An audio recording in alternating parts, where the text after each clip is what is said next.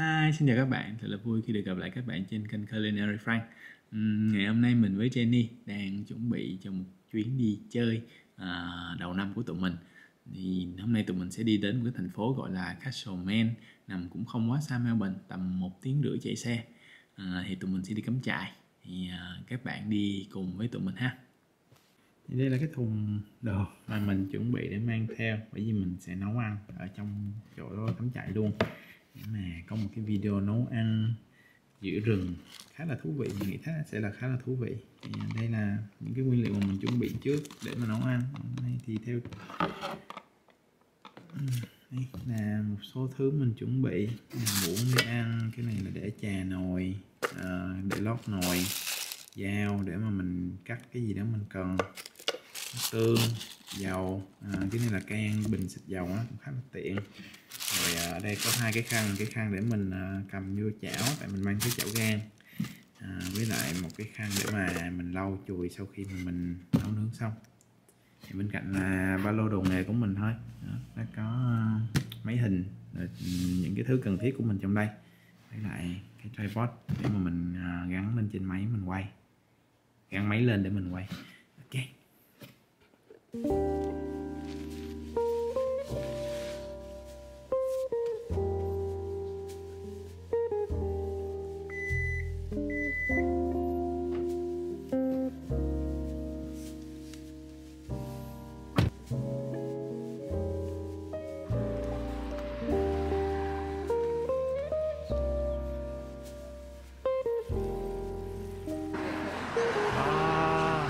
Mình tính mua bánh mì đây, they close.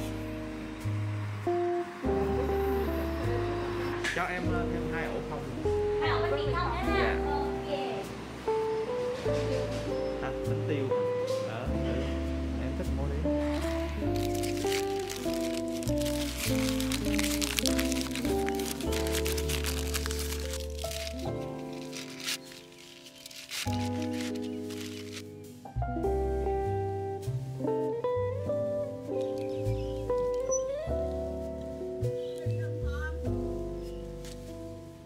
Đang ăn thôi. Dạ. Có bông từ hổ hay sao á. Có lợi chút.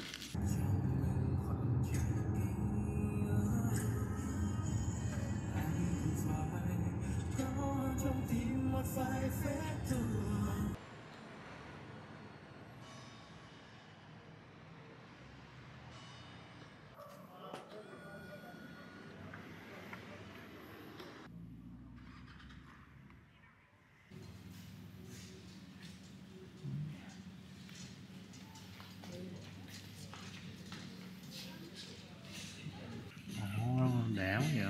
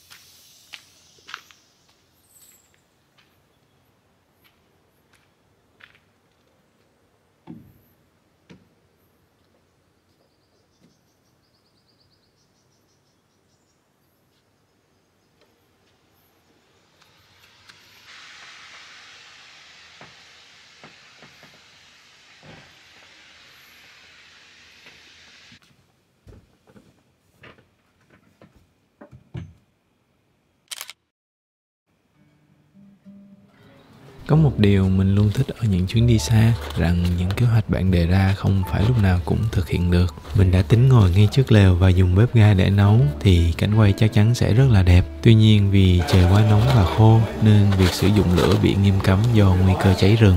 Nhưng từ những điều nằm ngoài dự kiến này, bạn sẽ rút ra được nhiều kinh nghiệm cũng như là kiến thức hơn. Một mẹo nhỏ dành cho các bạn nè. Các bạn có thể dùng hơi nóng của chảo và phủ một cái khăn lên để hầm nóng lại bánh mì. Hôm nay mình sẽ làm món bánh mì chảo. Đầu tiên chúng ta sẽ xào thịt bò lên. Nhưng mà Frank ơi, cách ướp thịt bò ra sao? Chắc các bạn đang thắc mắc phải không nè?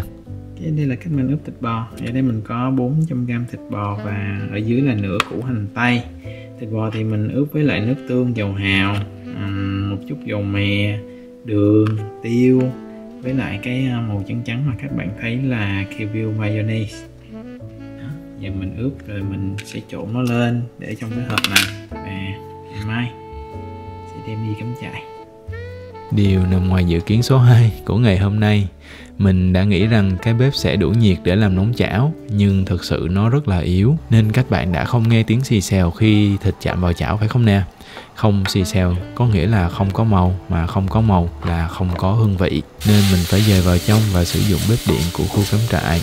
Mình đã không thể sử dụng ngay từ đầu, bởi vì lúc đó họ đang sửa dây đèn ở trong đây. Khi thịt bò đã lên màu đẹp, mình sẽ cho vào một vài lát chả lụa mà mình đã mua hồi sáng nay, và đương nhiên sẽ đập vào 2 trái trứng. Món này thật sự rất đơn giản nên mình nghĩ nó rất phù hợp để nấu trong lần cắm trại đầu tiên khi bạn chưa có nhiều kinh nghiệm. Để kết thúc, chúng ta sẽ cho thêm một chút rau mùi tây hoặc ngò rí để thêm màu sắc và hương vị cho món ăn. Tụi mình đã rất là đói sau một ngày dài nên rất là tập trung khi ăn. Tuy có một số thứ nằm ngoài dự định, nhưng đối với tụi mình đây vẫn là một ngày trọn vẹn, vì ít nhất tụi mình được trải nghiệm những điều đó cùng nhau. Mình nghĩ đây cũng là một điều tuyệt vời của hôn nhân, rằng gần như mọi thứ các bạn sẽ san sẻ với nhau. Ngay cả khi cuộc sống có trở nên khó khăn hơn, bạn biết rằng sẽ có một người luôn ở bên, động viên và đồng hành cùng bạn trên mọi con đường.